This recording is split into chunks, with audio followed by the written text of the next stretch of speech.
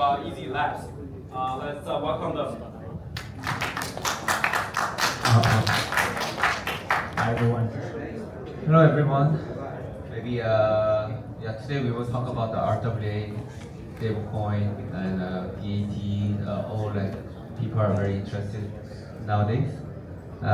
Maybe we can start from the introduction. Yeah, hi everyone. My name is Alex. I'm a partner with Easy Labs, formerly known as Finance Labs. We've been investing since 2018, primarily focusing on early stage investments, pre-seed, seed, in crypto. However, earlier this year we've added 2 other directions, so we're now active in traditional AI companies. We've made a few investments there as well, including robotics, other AI sub use cases. And on top of that, we're also doing biotech. I've, for the most part, been focusing on crypto, DeFi infrastructure. Have been with the team for just over 4 years. Have seen our industry going through quite a few changes, but I think we're at a very interesting inflection point right now, and we're going to talk about a few very interesting topics around the kind of next phase of the future of like finance, or if you know the meme, like future of France. Let me introduce myself. My name is Ryan. I'm co-founder and partner at Hedge. My background is engineer and entrepreneur.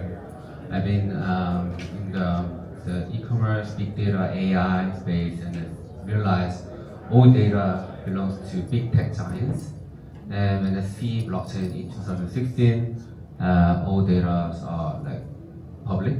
That means like data scientists can make a lot of business on top of blockchain. So I thought like AI versus blockchain. Blockchain will make more like diversified opportunities. So that's why I jumped in crypto like in 2016. I went through like 3 cycles, 2017, 2020, and 2023, 4.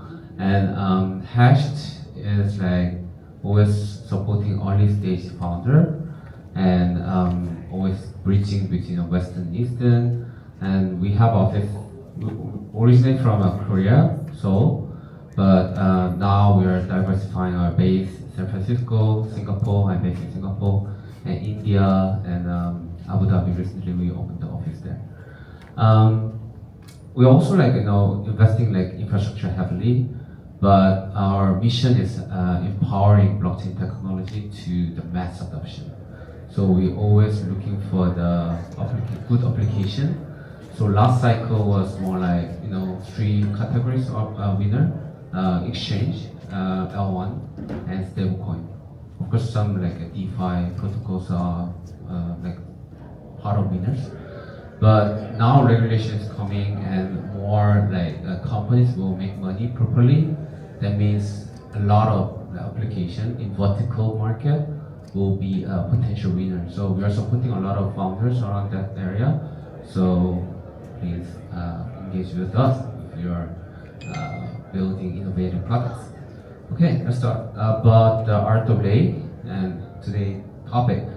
So we just talk about today's format is like I'm not moderator, by the way.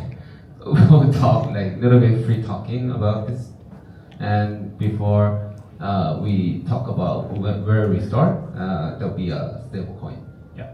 So Alex, how do you think about the stablecoin area? This is definitely first asset of RWA. Yeah. So why now everybody talking about stablecoin? Why this is very important in the RWA era? Great question. So let's do a bit of history. Stablecoins came up as a concept in 2014. Tether kind of invented them for a very simple reason, which is if you don't have access to fiat rails, like how are you going to lock in your P&L? So let's say you trade on an exchange. At that point, there was a bunch. All of them were CeFi, like centralized exchanges. The initial idea was for any trading venues that you put $1, buy something, that something goes up, and then you sell it, and you get the dollar or more dollars back, right? The banks didn't want to work with any of for the most part, they still don't. We're in a much better position. So there was this very simple idea: what if we create a dollar coin? Makes sense, but it was for the most part like for more than 5 years. Tether was the only stable coin out there, and they've done a phenomenal job at actually protecting the underlying collateral that they had backing their stablecoin. So the first use case for the stablecoin was the unit of account for speculation, basically, to lock in your P&L. And we've seen a tremendous growth in that. In fact, like a lot of the DeFi was unlocked by having stablecoins around. Without them, we would have not had DeFi in the form it is today. So that's the first use case. The second use case that we've seen taking place during the zero interest rate environment was creating a dollar that also passes on the yield. So this was like the earn phase of the stablecoins. Unlike the predecessors, USDT and USDC, who are not passing on any yield, they're actually now Tether becoming one of the most profitable companies, or the most profitable per employee in the world. There is a lot of attention to that. Like, why shouldn't the users or the holders of stablecoin get at least some form of yield to them? So that's how we came up with this next phase of adoption, which is the earn phase of stablecoin. And you have all sorts of protocols that are building in that, like Athena is one.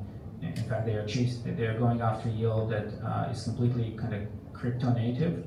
But you have other, like Mountain Protocol and Zero, that those guys are tokenizing some form, bringing basic RWA, sourcing that yield, and then passing it on.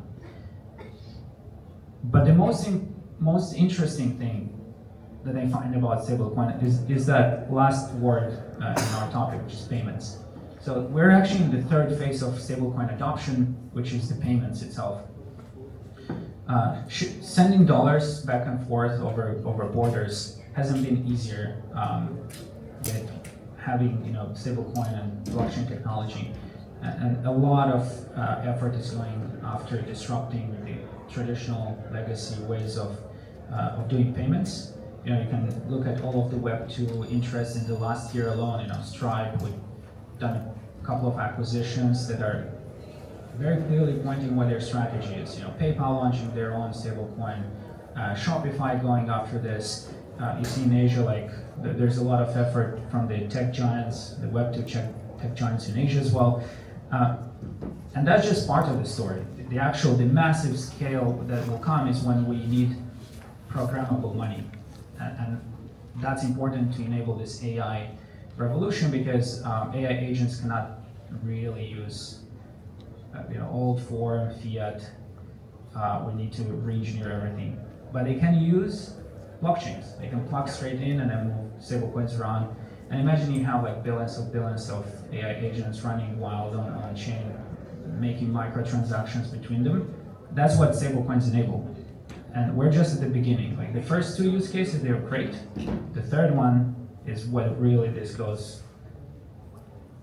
to a whole nother scale. Yeah, I'm totally resonating what you say about the payment side. So so far, the blockchain is innovating a capital market. So Bitcoin, Ethereum, and meme coin even, they don't have any revenue source, but they made a capital market. That's why Tokenized made several $1 billion market cap, but still they're not making revenue enough.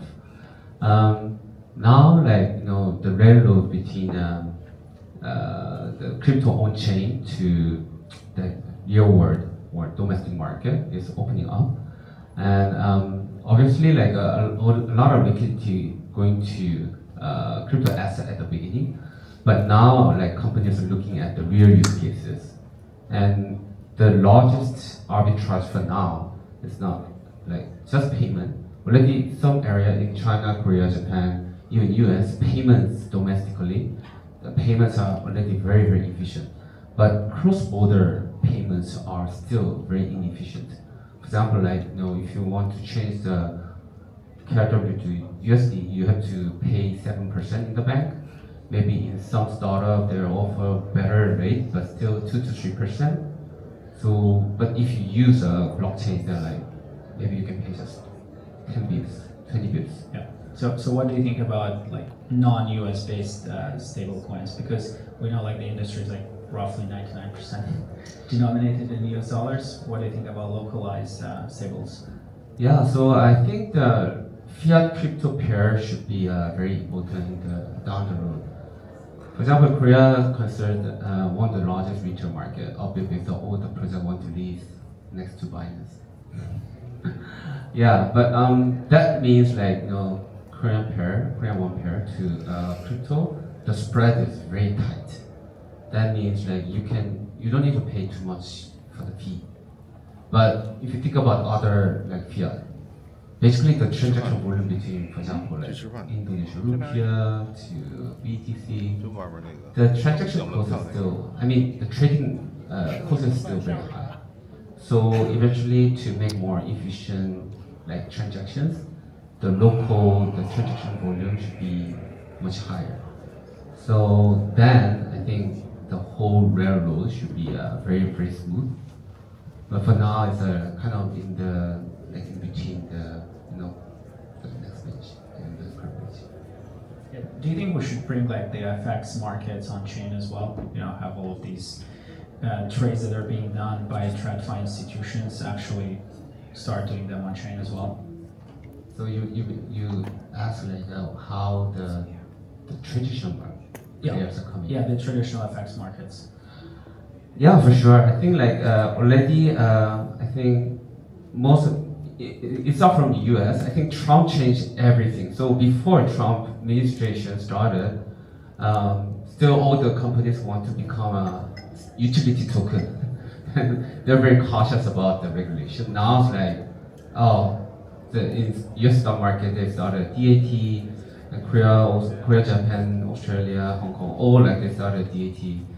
And the mood changes a lot, and obviously, like the friction is getting less and less.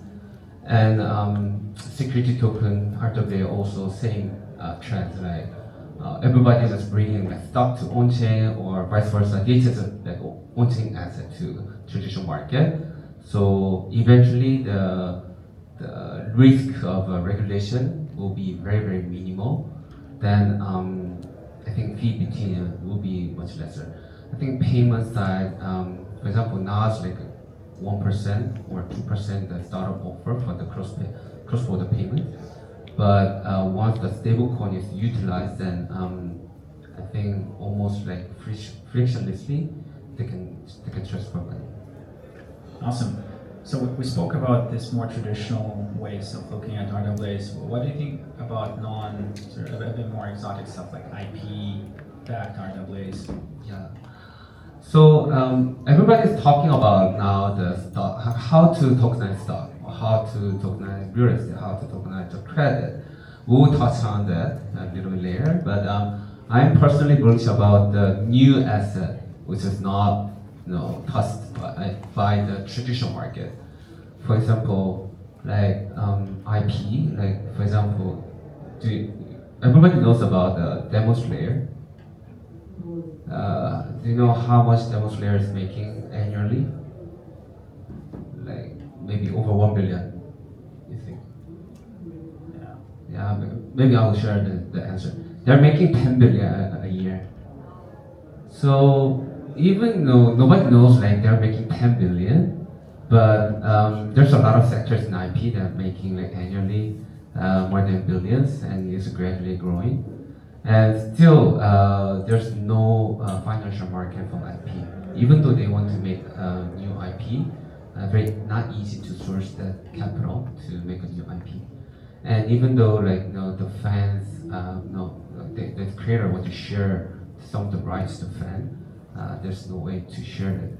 So RWA or security token can be a good tool to make more efficient market in IP. And if you think about the meme coin, like a PUBG coin, just like that, I said, they don't have a revenue stream, but they made a really good capital market That's why they made a good FDV. But otherwise, whereas like the IP currently, they have a very good influence, good revenue stream, but no capital market. So we don't know like the value of a demo layer now. So once the IP will be introduced to the tokenized market, which can cover the revenue stream well and capital market, I think one just IP will become 100 billion or even more. So that is not covered by traditional market yet, and this perfect asset class blockchain can cover. So we are looking at it, and it'll be very exciting. Yeah, very cool. I think RWAs, like they can enable price discovery, which is definitely something that you can't really do that efficiently with kind of traditional legacy means. But also what's interesting is this new novel sources of cash flow or sources of yield that kind of go beyond the traditional financial instruments. We're seeing a lot of that, actually the hunt for the next type of yield that's non-correlated, that's kind of fairly overlooked. It is something that is definitely specifically unique to our industry. Yeah, I think that maybe we have to touch on the most important part, right? How do you think about the equity tokenization? And now already, just before you mentioned about superstate, canton. So that's a great question. Just to get there, we can go through like the entire kind of chain of RWA tokenization evolution. So we started with stablecoins, which was really the first RWA because we literally just tokenized cash. That's as liquid as it gets, cash, dollars. And then we move on to kind of cash equivalents. That's T-bills, all sorts of form of credit, whether that's private credit, government bonds, corporate bonds. We can see there's actually a big chunk of that. It's somewhat underlooked, but the idea is the same, that like you tokenize the entire debt stack and bring that on chain, bring in some cases pretty decent level of yield. Once we're done with the debt stack, which is a very large market, it's actually bonds are the largest asset class ever in the history of capitalism. We go to other things that are as interesting, they're even more interesting, which is our equities. So equities naturally come next.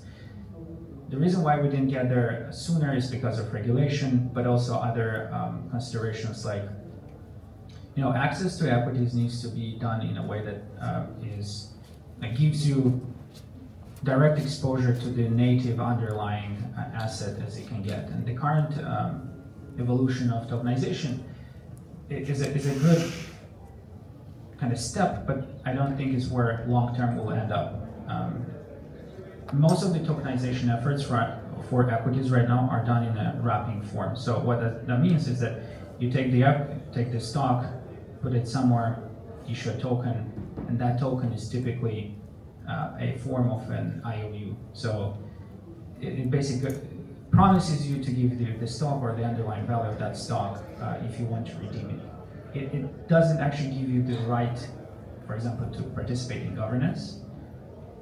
There is some aspect of like how do you pass on the dividend, and a lot of other considerations. And of course, it's a security. It can't get clearer than that. It's literally the tokenization of securities. So from a regulatory standpoint, I think we're not that clear how this should work. And I think the way it should work is that we are actually using the blockchain technology to really upgrade the entire infrastructure stack of how we perceive equities. So what do I mean by that is, imagine like a company that goes to IPO. We mentioned Stripe before. Well, in the current paradigm, Stripe would go and consider IPO on NASDAQ, New York Stock Exchange. But what if part of their share capital, they can actually take 10%, 20% of those shares, and they become the actual issuer of those tokens directly. So you have every single company that is keen to IPO. Now they do IPOs like on some crypto exchange or like Uniswap or wherever. that is what we are looking to get. Is actually when you have native share representation done by the primary, issuer, by the company directly, and in that way they can tap into like the global market.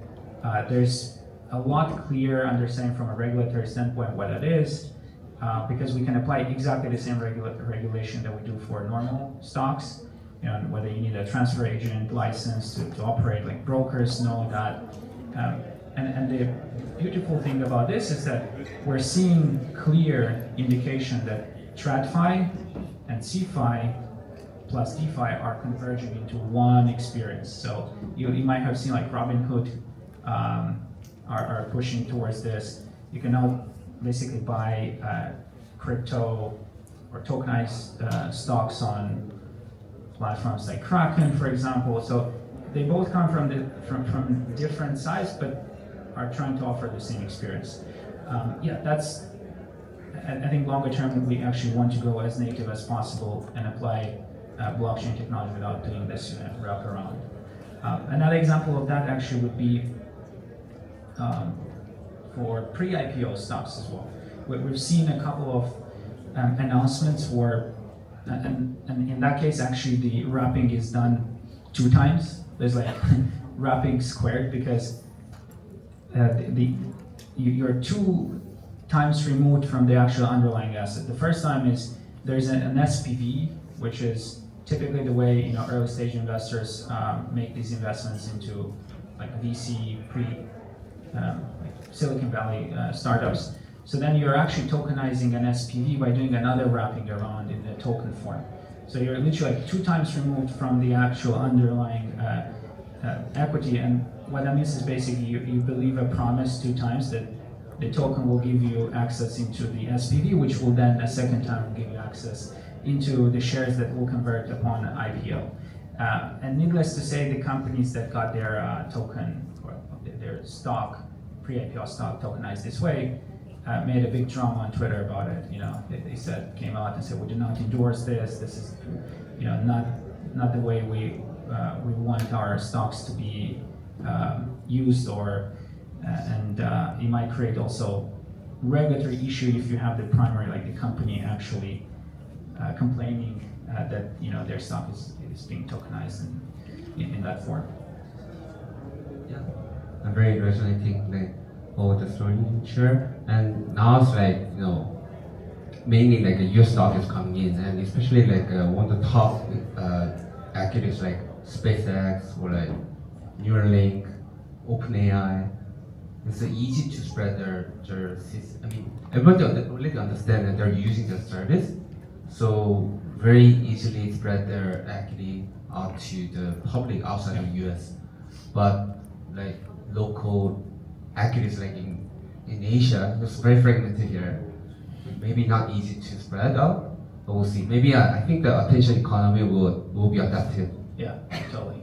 No, I think you're right. I think the access point for like RWA tokenization of stocks like SpaceX, even in the US or Western markets, people don't have access to them. And now you can have access, even though it's less than ideal, this wrapping type of tokenization. What's interesting is that you have these large companies that are private and they're pre-IPO, but they have a massive following of retail users or people that want to get exposure. And blockchain offers that technology for SpaceX to go and basically mint a bunch of their shares and give them to retail. Whether that's like regulatory going to be approved or not, we don't know. But at least like there's a very simple way of doing it at super cheap cost and building this big community around these companies that people really love. So yeah, you mentioned like SpaceX, OpenAI, all of the companies that you're probably using but cannot buy their stock through your traditional broker yet. What do you think about other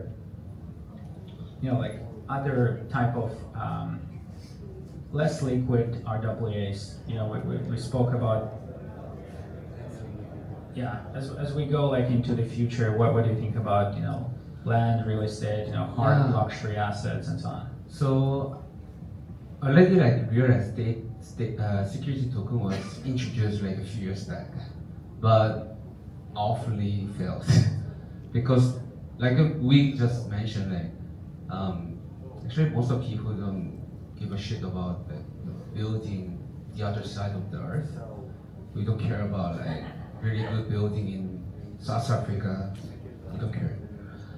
So I think it's more like the information has to be well distributed and evenly, well known in each market, and it will be successful.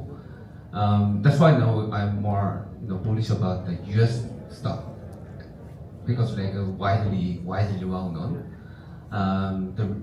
But illiquid real estates are very hard. Also, actually, 3-4 years ago, Korea, the real estate security token exchange opened, and I saw a few assets listed on that. But the problem is price is very steady, no price volatility. So retail investors are not interested in that type of assets. So I think always the problem is liquidity, and to make a healthy and stable market, we need to find out how this market can get interest from the market. So that is one point, and I'm more bullish on the hedge fund tokenization market. Yeah, that's very interesting. Tokenizing strategies of. Yeah, already I think Ethena is one of the way to tokenize a hedge fund, right? They think everybody thinks that Ethena is a stablecoin, but behind this, tokenize a lot of strategy and making a stable yield and giving that yield back to stablecoin holders. So one of the examples I brought on is one of my portfolio. They're running the delta neutral hedge fund. And they, when they raise money from LP, they go to the LP one by one, and they persuade, and they raise money, 5 million, 10 million, and it takes time to make over 100 million. But recently, there's a lot of protocol out there, and they introduce fund detail, and then we're changing a 20 to 25 stable yields, and they open up the smart contract and onboarded a lot of retail money. Just 1 month later, they raised 300 million from there. So I would say the scalability, DeFi allowed the hedge fund to retail money in terms of scalability. Very easily they can raise.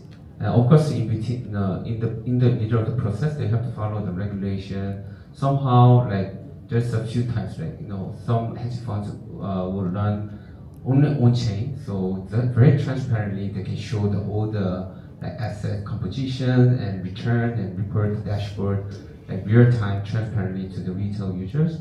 Also, BlackRock, Franklin Templeton, their hedge funds will be more closed, so cannot see inside. I don't know how scalable they can raise, but more the on-chain based hedge fund will come out, and they'll be more scalable, and they'll be considered as one of the most successful RWA. Yeah, that's what we're seeing as well. I think Ethena sort of have shown product market fit for the basis trade, which was actually done for a very long time, both in TradFi and then in crypto. And going forward, we're seeing other types of structured products that are still pursuing some form of delta neutrality. So, the Ethena, the interesting thing is that they're using completely crypto native instruments to lock that yield in and then passing it on to users. Namely, they're sourcing yield from on the long leg from native staking, if that's Ethereum. And then on the short side, they're using perp, which is uniquely a crypto-only type of instrument. However, we can replicate a form of basis trade that we can see in TradFi with short-dated future contracts or even options. And as the market matures, in fact, it's almost a given that we are always going to see this type of more sophisticated instruments like options being used to structure products that have delta neutrality and can pass on the yield. So like a form of that, for example, would be that you, like on the long leg, like you still buy Ethereum, and then the short one, you actually, sell a call option on ETH. You collect the premium from the call option, and as long as it's like a fairly short-dated maturity, you can pass on that premium in the form of yield alongside the native staking to the user. And the interesting thing about this model is that you don't actually have to do any sort of active management. Right? The moment you sold the call option, you secure the premium. That premium constitutes a percentage yield that you calculate at that point of time. And if your option gets called, you have the collateral. You just sell it at whatever strike price the call option is, and then you close the loop. That's another form. But there's like a lot more you can do with a lot more risk as well, especially as you go into this sort of phase of the market where people are willing to take on that risk as long as they understand what can happen. We'll see a lot of this hedge fund type tokenization happening. I believe so too. Sure. I think time is almost up, and maybe we can wrap up with a fun question, maybe last question. Now the DH is super hot. Yes. So now's the timing to buy or timing to sell? What do you think? Well, just like everything else, do your own due diligence. No advice for financial. Not financial advice, definitely not.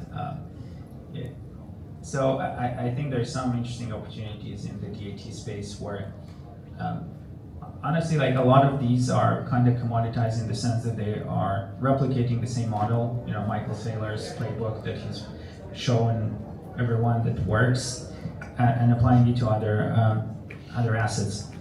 Really, what is the most important part is actually the team who comes and tells the story, and the story is always the most important part. Whether you're in crypto and you call it, I don't know, creating FOMO or narrative or like mind share building, or as in Wall Street, they call it the equity story. So why do you want people to actually believe that you have a differentiated DAT product? And that's when you actually can be very creative. And we've seen that exemplified by specific people within the industry. And the prime example being Saylor. Like every time you listen to him, you have that feeling that he's like full-on long-term conviction. Likewise, Tom Lee, and then if I were to sort of think about what asset is a good one, I mentioned to you, like I think BNB, especially in the Western markets, specifically because DAT is such a uniquely created asset class in Wall Street. Not a lot of people know about BNB, and that's like the massive alpha. Like the moment someone starts telling that story, there is a large amount of return that you can actually see from that. So that's one. Generally, I think DATs are, we're going to see a lot of them for the long term. Yeah. What do you think about some of the previous examples where we saw this type of frothiness and they kind of didn't end up well? Yeah, so I also feel like, reminds me like 2017 IPO era. Yeah. I feel like, kind of people are just put money in because like right after the news out, the jump up like 10x, 15x. Crypto people are very user to see this, but stock traders are what the fuck? It's new, gold mining. Yeah. So yeah, it's a fucking decision. But I think. It's not quite short term. We already experienced like this kind of craziness always become normalized. So I feel around 99% of ISO project got collapsed. at the time just one pager, they can raise 20 to 30 million really easily.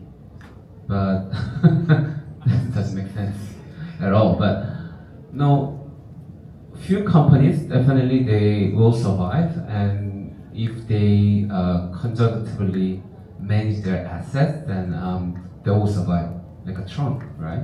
Justin Sun raised a lot of money, and the time they have just one developer and two interns, they touched the 600 million FDV, and they sold everything, and then they start to make the L1.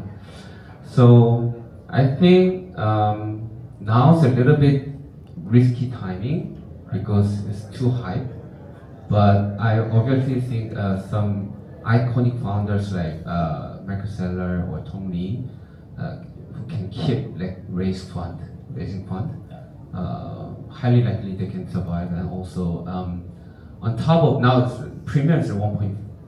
Used to be 1.8 like 3 months before, but now 1.5. So once the premium goes down, that means like they can raise money anymore. The reason why they can keep the premium very high is very limited number of DAT exists in the stock market. But now like 10, 20, 100 DAT come out, and they cannot keep the premium very high. So they have to fulfill the expectation of the retail investors with new business. So basically the base underlying asset should be a baseline, but on top of it they have to make their own business. Yeah. Use can be one of the case, but a lot maybe exchange or lending business or the hedge fund. Right. Then maybe the premium then I think they will not call premium but more multiple, and they will gradually transform from DAT to the just crypto company. So yeah, we'll see. Very cool. And with that, I think we can wrap it up. Yeah, thank you for Thanks having so us. much. And,